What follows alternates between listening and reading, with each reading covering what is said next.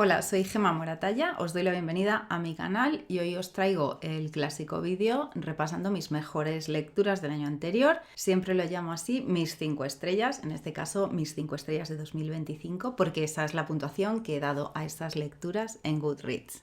Empezamos.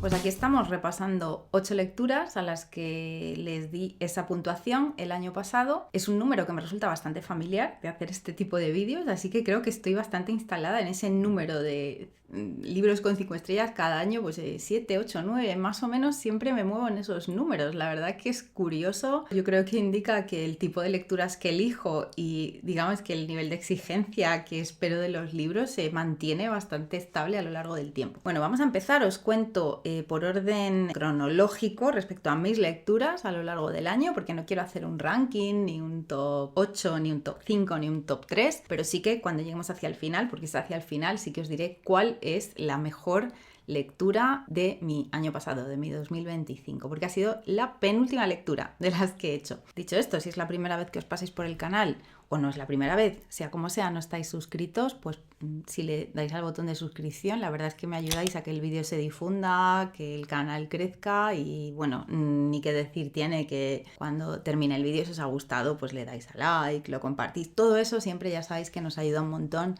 a quienes tenemos estos canales, sobre todo cuando son canales pequeñitos.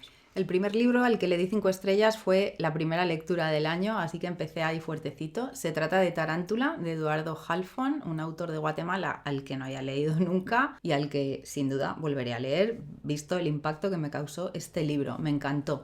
Lo leí en digital, en eBiblio, y recuerdo que es bastante breve. Es la historia de un chaval al que su padre o su madre, no recuerdo muy bien así el entorno familiar, le mandan a un campamento de verano y bueno, lo que parece un campamento así inocente de Boy Scouts, pues se convierte en una cosa bastante surrealista porque los monitores para organizar sus actividades se empiezan a comportar de una manera muy rara. Dices, yo no sé si esta gente está loca o van en serio. Es una manera de poner a prueba a los chavales que están en el campamento, pero de repente empiezan a pasar cosas que te vuelan absolutamente la cabeza. Y ese giro a mí me atrapó muchísimo y la verdad es que me gustó un montón. Para la siguiente lectura de 5 estrellas tuve que esperar unos mesecitos y fue en el mes de abril cuando me leí Los visitantes de Jonathan Stroud, que es el primer libro de la saga de la agencia Lockwood, que me pareció una pasada. Digo este título tal cual, Los visitantes, porque yo me lo leí en una edición digital, también préstamo de Biblio, con este título, pero me consta que esta saga se ha publicado en España al menos en 2 editoriales diferentes y los títulos cambian y es un poco lioso, porque de hecho yo quiero continuar, ahora me he bajado de Biblio el segundo número para seguir, porque me apetece meterme en esta lectura otra vez y bueno, cada vez que busco, me ha pasado esta vez al buscar el segundo, intentar seguir leyendo la saga, tengo que andar mirando a ver equivalencias de títulos, una editorial y otra para saber, vale, ¿me estoy leyendo el segundo? Me estoy leyendo el segundo. La cuestión es que esto es puro feel good para mí, aunque no lo sea. Es una saga fantástica de ambientación victoriana en la que, bueno, ha ocurrido algo en el mundo que ha hecho que los fantasmas vengan y vayan, o sean visibles o sean perceptibles de manera muy, muy habitual para la gente y causan problemas. Entonces hay una serie de agencias formadas todas por gente muy joven, casi niños algunos, que tienen más percepción y más capacidad de luchar o de cazar a estos fantasmas, pues para librar a la gente pues de problemones que tienen en sus casas cuando de repente pues tienen un fantasma ahí en el desván o en el comedor o en la cocina o donde sea. Está súper entretenido y los personajes, los que forman parte de la agencia Lockwood, que son 3 personajes en concreto, son muy guays, muy peculiares, muy diferentes entre sí y con mucha personalidad. Estos libros de la agencia Lockwood yo creo que los puede disfrutar cualquier persona, pero bueno, pues por el carácter de sus protagonistas o porque estamos con fenómenos sobrenaturales, fantasía, lo que sea, pues parece que se suelen meter en literatura juvenil, aunque a mí la verdad es que cada vez me hace más gracia esa etiqueta de literatura juvenil. En fin, todo esto para comentaros que los 2 siguientes libros a los que les di 5 estrellas también suelen venderse o suelen promocionarse como literatura juvenil. Se trata de la saga de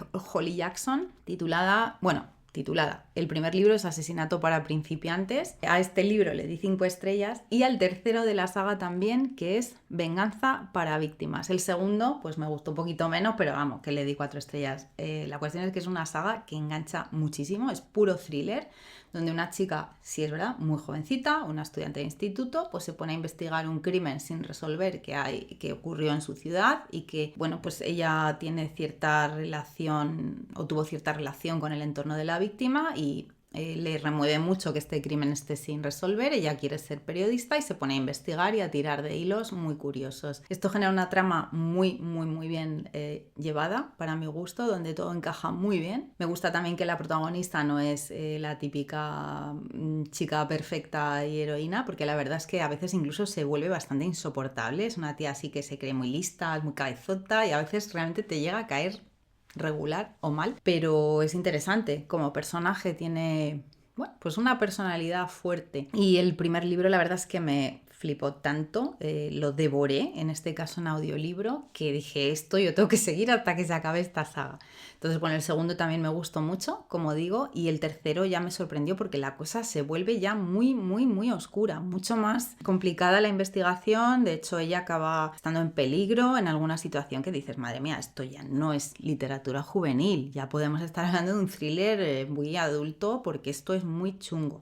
Por eso digo que estas etiquetas de literatura juvenil, pues a veces depende mucho, pues vale, sí, la edad de la protagonista, o en este caso que quien escribe la saga es una autora. Eso lleva, como sabéis, muchos títulos a las estanterías de juvenil. Esto pasa mucho en fantasía, pero después de leída esta saga también veo que eso seguramente ocurre más también en thriller de lo que yo sé, porque tampoco es un género en el que me meto mucho. Y bueno, yo de verdad que recomiendo esta saga a cualquiera a quien os guste el thriller y a cualquiera que os apetezca leer algo que engancha, pero vamos, o sea, no os podéis imaginar, es una pasada, muy bien ambos libros. El quinto libro con 5 estrellas es uno de los de la saga Blackwater. Ya he hablado de esta saga en el canal, hice un vídeo dedicado a toda la saga. Le di 5 estrellas por lo que he visto repasando las lecturas del año, concretamente al libro cuarto, al que se titula La Guerra. Es difícil ahora mismo para mí discernir por qué a este libro le di 5 estrellas y a los otros les di un poquito menos. En general, ya dije en su día que los 6 me gustaron bastante, me gusta bastante la forma de narrar de Michael McDowell.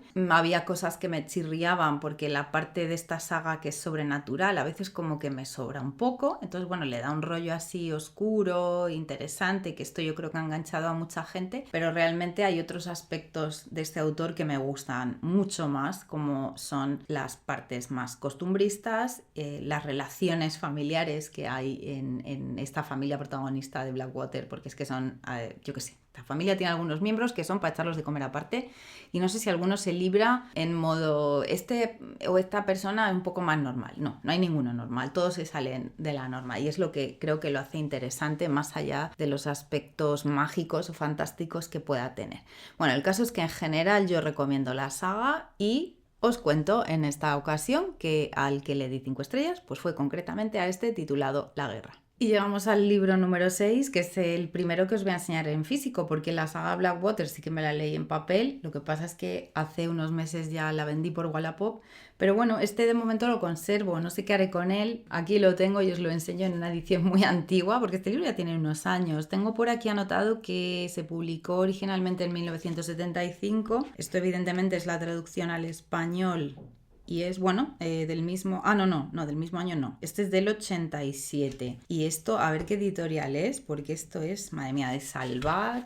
Libro comprado en tienda de segunda mano, páginas amarillas, letra pequeñita pero suficiente para mí. Que a lo que vamos, ¿qué tiene dentro? Pues la historia de un robo con una ambientación victoriana y muy en la línea de las novelas de Sherlock Holmes, donde lo que prima es la astucia, en este caso no para investigar un crimen, sino para perpetrar un robo. Como bien dice el título, a un tren, un robo de estos imposibles. Es una historia muy interesante en el sentido que dices, es que no van a conseguirlo, esto no se puede llevar a cabo.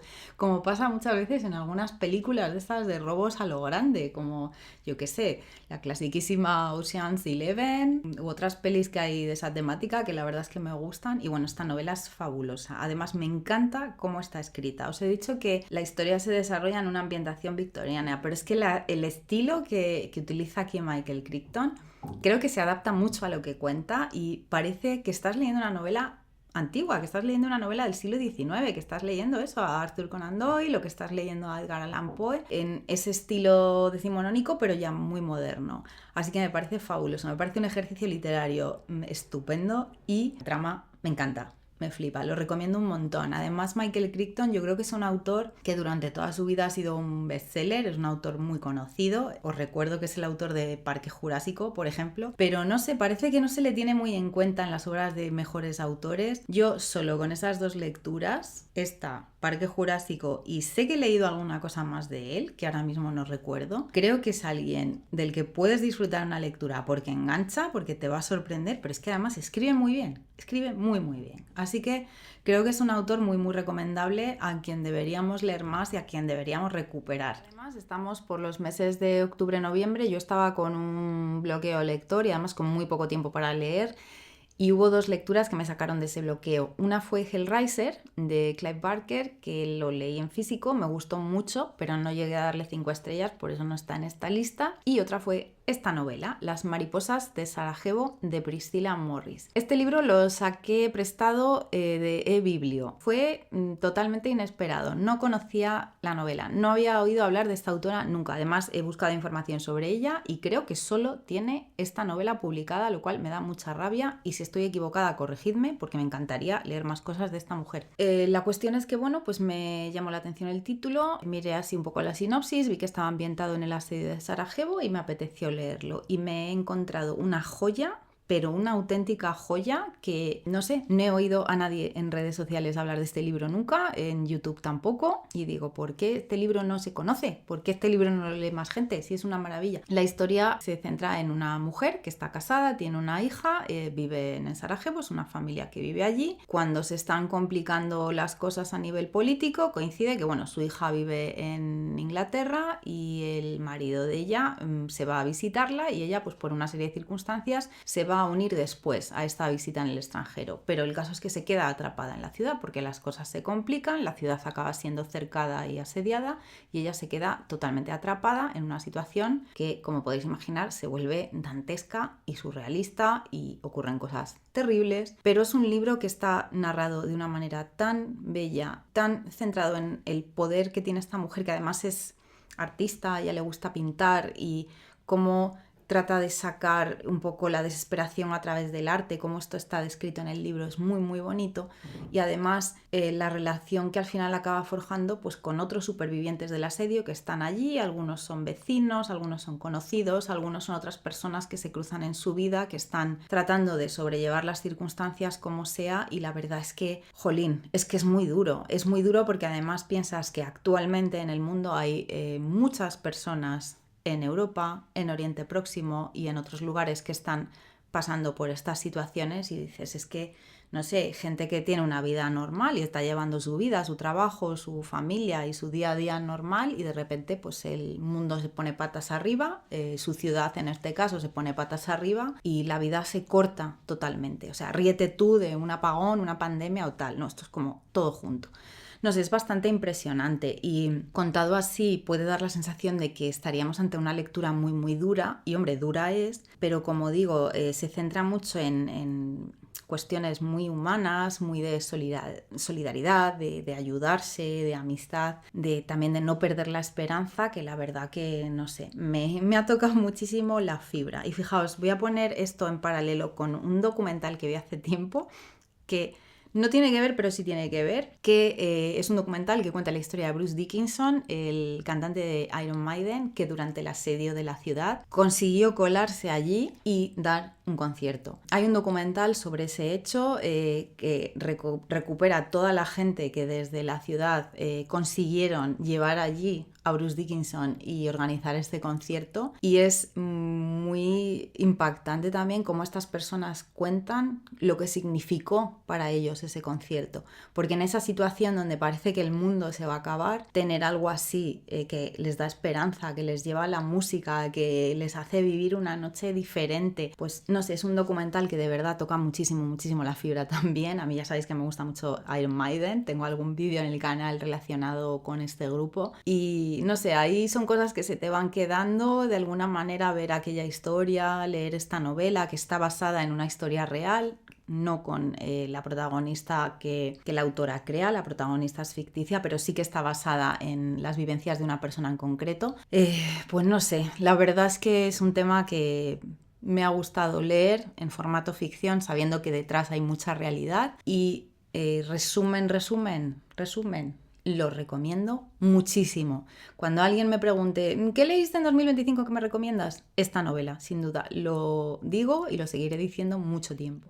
Y ya por último, en un tono muy diferente, pero que también toca temas políticos, porque evidentemente aquí hay unas críticas a la sociedad, a la política, que no han pasado de moda para nada.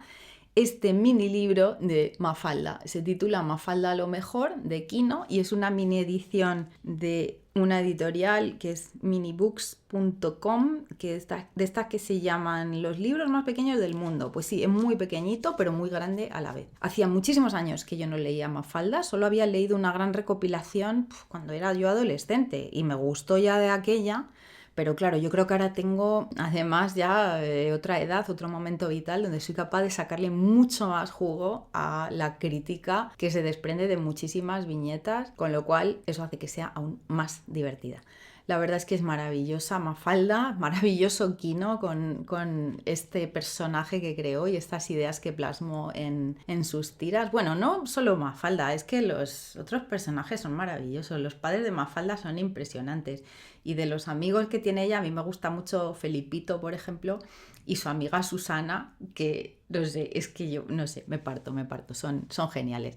Muy recomendable, la verdad es que me han entrado bastantes ganas de leer más cosas de Mafalda y sé que se están editando así muchas recopilaciones de lo mejor, de aquí y de allá, en distintos formatos y bueno, pues alguna cosa me pillaré por ahí. Seguramente iré a la biblioteca porque, a ver, en la biblioteca a la que suelo ir habitualmente, obviamente tienen que tener cosas de Mafalda, Mafalda es un básico, así que allí estaré. Y con esto termino, espero que hayáis disfrutado del vídeo, yo obviamente he disfrutado muchísimo porque ponerme a repasar así 8 lecturas que me emocionaron, me divirtieron, que recomiendo a cualquiera, pues es una maravilla recrearse en todos esos momentos de lectura buenos que tuve en el 2025. Contadme qué habéis leído vosotros, que os haya impactado últimamente, ya sea en 2025 o ya ha entrado este 2026 y estáis ahí con alguna lectura que veis, uy, esto va a ser una maravilla, lo que sea, contadme en comentarios. Leed mucho, sed felices y nos vemos en el próximo vídeo. ¡Adiós!